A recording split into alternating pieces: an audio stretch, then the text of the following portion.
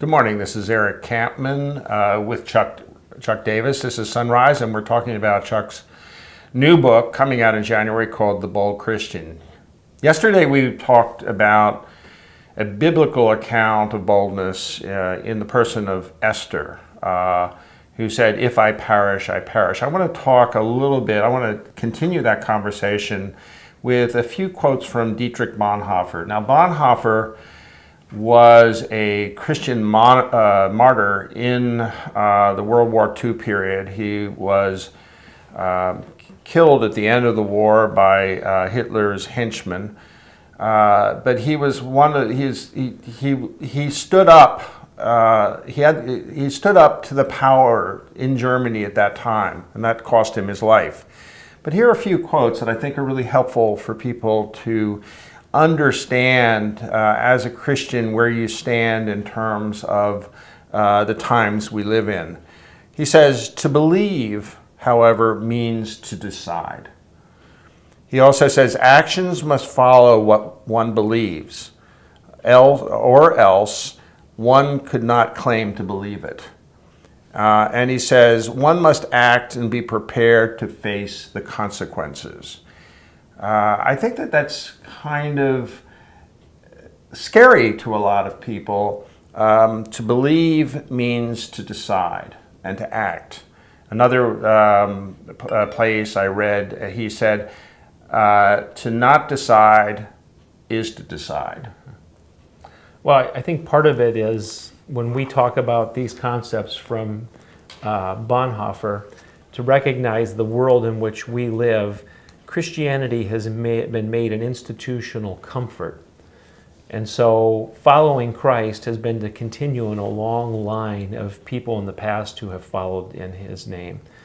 But when Jesus introduces the privilege of entering into relationship with him, he says, "Take up your cross and follow me." And Peter says things like, "Don't be surprised by all the persecution that comes to you." Jesus said, "You will receive all kinds of trouble in this world.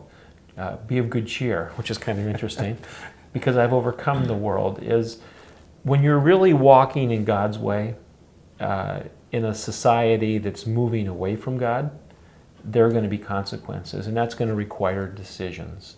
And if the decisions are only going to be made out of the fabric and the moral responsibility of myself, at some point I'm going to fail. I'm going to lose it.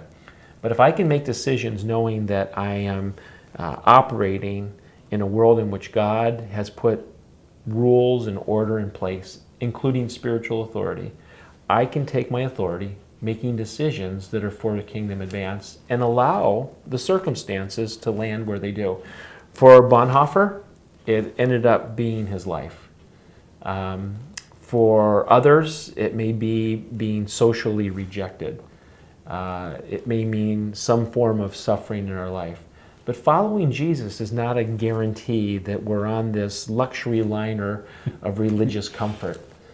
It's to join with God in moving against a world and a dark kingdom that is seeking to rob God of his glory.